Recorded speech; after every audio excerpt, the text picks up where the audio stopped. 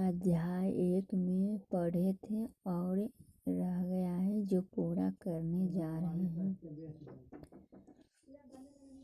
कि चीज़ें करते हैं, केवल हमारे करने के तरीके अलग हैं।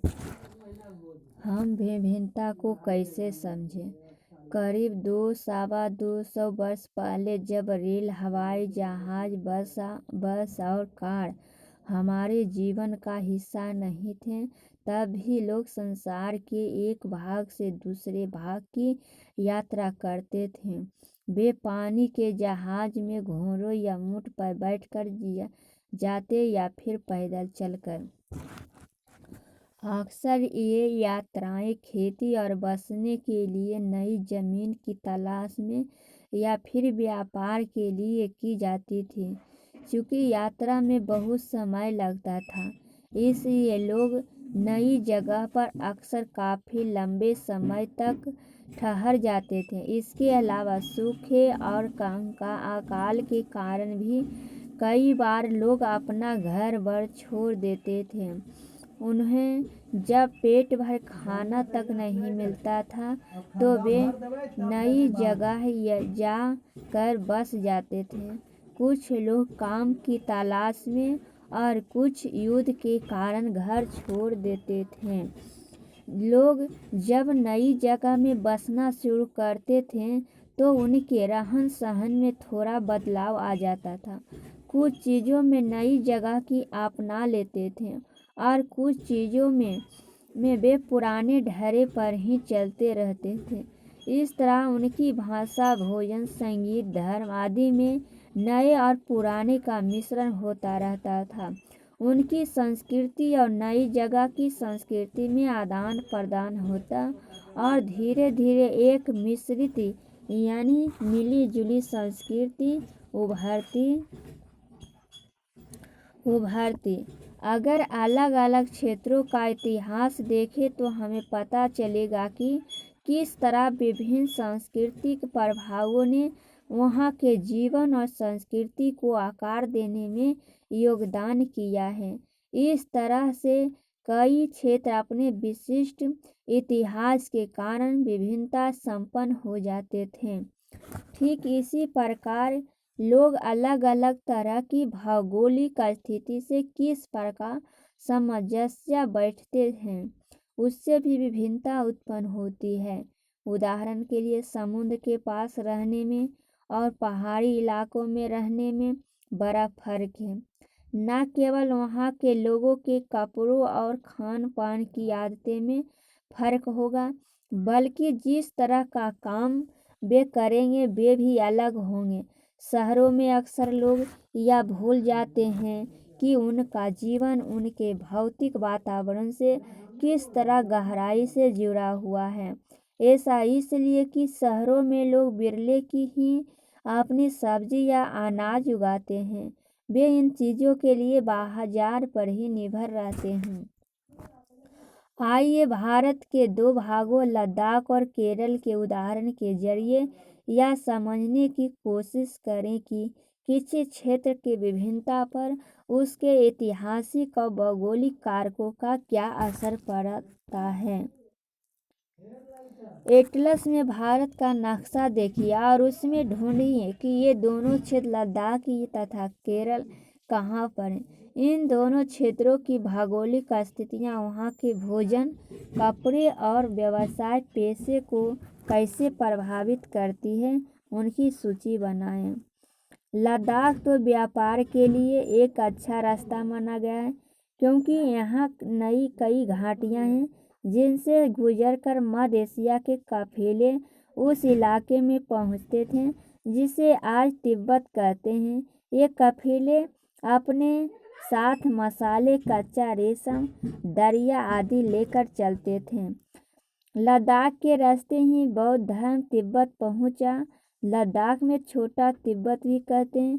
करीब 400 साल पहले यहाँ पर लोगों का इस्लाम धर्म से परिचय हुआ और अब वहाँ अच्छी खासी संख्या में मुसलमान रहते हैं। लद्दाख में गानों और कविताओं का बहुत ही समृद्ध मौखिक संग्रह है। तिब्बत का संघ ग्रंथ केसर धागा लद्दाख में काफ़ी प्रचलित है। उसके स्थानीय रूप में को मुसलमान और बौद्ध दोनों ही लोग गाते हैं और उस पर नाटक खेलते हैं। लद्दाख जम्मू और कश्मीर के पूर्व में पहाड़ियों में बसा एक रेगिस्तानी इलाका है। यहाँ पर बहुत ही कम खेती संभव है क्योंकि इस क्षेत्र में बारिश बिल्कुल नहीं होती और यह इलाका हर वर्ष काफ़ी लंबे समय तक बर्फ से ढका रहता है। इस क्षेत्र में बहुत ही कम पेड़ उगे जाते पाते हैं। पीने के पानी के लिए लोग गर्मी के महीने में पिघलने वाले बर्फ निर्भर रहते हैं। यहाँ के लोग एक खास किस्म की जानकारी पालते हैं जिससे पश्मीना ऊन मिलता है। यह ऊन कीमती है इसलिए पश्मीना शाल बड़ी महंगी होती है। लद्दाख के लोग बड़ी सावधानी से इस ऊन को इकट्ठा करके कश्मीर के व्यापारियों को बेच देते हैं। मुख्यतः कश्मीर में ही पश्मीना शालें बुनी जाती हैं। यहाँ के लोग दूध से बने पदार्थ जैसे मक्खन, चीज, खास तरह का छेना एवं मांस खाते हैं। हर एक परिवार के पास कुछ गाय, बकरी और याक होती है। रेगिस्तान होने का यह मतलब नहीं कि व्यापारी यहाँ आने के लिए आकर्षित नहीं हुए। केरल भारत के दक्षिण पश्चिम कोने में बसा हुआ राज्य है। यह एक तरफ समुद्र से घिरा हुआ है और दूसरी तरफ पहाड़ियों से। इन पहाड़ियों पर विभिन्न प्रकार के मसाले जैसे काली मिर्च, लौंग, इलायची आदि उगाए जाते हैं। इन मसालों के कारण यह क्षेत्र व्यापारी के लिए बहुत ही आकर्षक बना। सबसे पहले अरबी एवं यहूदी व्यापारी केरल आए। ऐसा माना जाता है कि ईसा मसीह के धर्मदूत संत थॉमसन लगभग 2000 साल पहले यहाँ आए। भारत में ईसाई धर्म लाने का श्रेय उन्हीं को जाता है। अरब से कई व्यापारी यहाँ आकर बस गए। इब्न बतूता ने जो करीब 700 साल पहले यहाँ आए, अपनी यात्रा वृत्तांत में मुसलमानों के जीवन का विवरण देते हुए लिखा है कि मुसलमान समुदाय की यहाँ बड़ी इज्जत थी।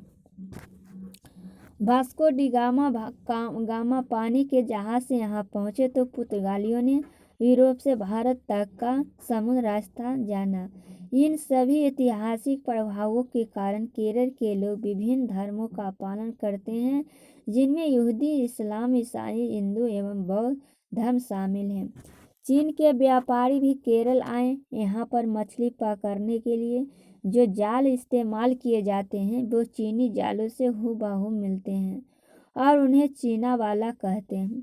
तलने के लिए लोग जो बर्तन इस्तेमाल करते हैं उसे चीना चट्टी कहते हैं। इसमें चीन शब्द इस बात की ओर इशारा करता है कि उसकी उत्पत्ति कहाँ हुई होगी। केरल की उपजाऊ जमीन और जलवायु चावल की खेती के लिए बहुत उपयुक्त है और वहाँ के अधिकतर लोग मछली, सब्जी और चावल खाते हैं। जहाँ केरल और लद्दाख की भौगोलिक स्थिति एक दूसरे से बिल्कुल अलग है, वही हम यह भी देखते हैं कि दोनों क्षेत्रों के इतिहास में एक ही प्रकार की संस्कृति प्रभाव है। दोनों ही क्षेत्र में चीन और अरब से आने वाले व्यापारियों ने प्रभावित किया। जहाँ केरल की भौगोलिक स्थिति ने मसालों की खेती संभव बनाई, वही लद्दाख की विशेष भौगोलिक स्थिति और उन्होंने व्यापारियों को अपनी ओर खींचा। इस तरह पता चलता है कि किसी भी क्षेत्र की संस्कृति जीवन का उसके इतिहास और भूगोल से प्रायः गहरा रिश्ता होता है। विभिन्न संस्कृति का प्रभाव केवल बीते हुए काल की बात नहीं है, हमारे वर्तमान जीवन का आधार ही काम के लिए एक जगह से दूसरी जगह जाना है। हर एक कदम के साथ हमारे संस्कृति, रीति रिवाज और जीने का तरीका धीरे धीरे उस नए क्षेत्र का हिस्सा बन जाते हैं जहां पहुंचते हैं।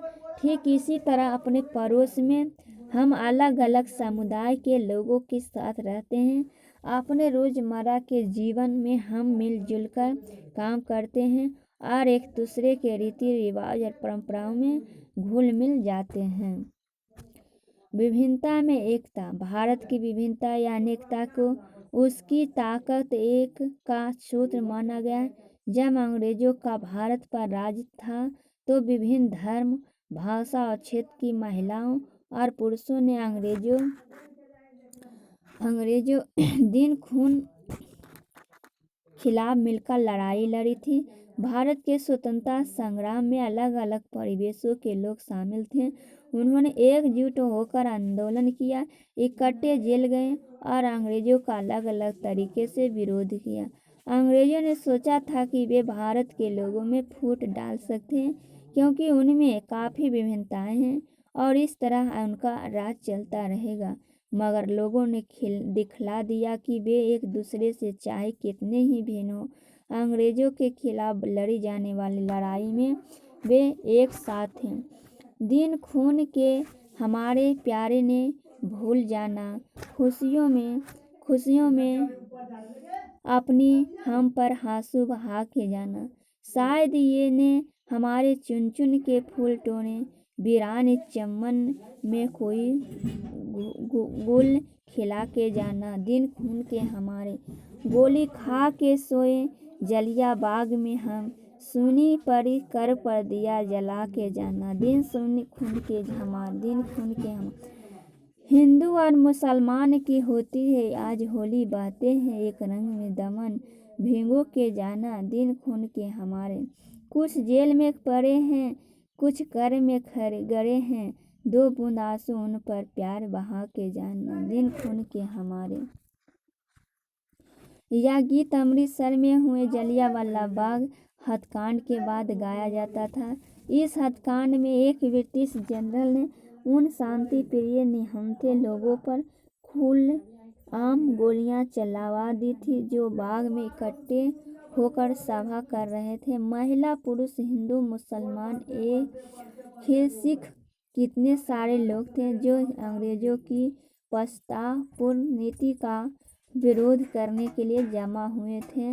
उसमें से बहुत लोगों की जानें गई और उससे भी ज़्यादा घायल हुए। यह गीत उन्हीं शहीदों की याद में गाया गया था। स्वतंत्रता संग्राम के दौरान उभरे गीत और चिन्ह विभिन्नता के प्रति हमारा विश्वास बनाए रखते हैं।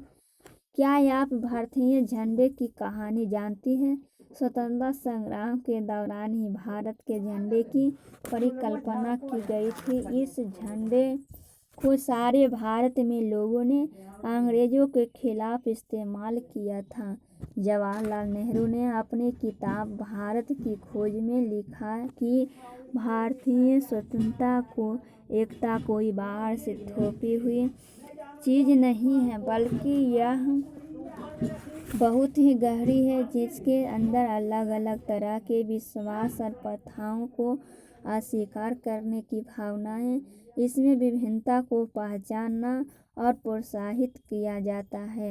यह नेहरू ही थे जिन्होंने भारत की विभिन्नता का वर्णन करते हुए अनेकता में एकता का विचार हमें दिया। रवीन्द्रनाथ टैगोर द्वारा रचित हमारा राष्ट्रगान भी भारतीय एकता की ही एक अभिव्यक्ति है।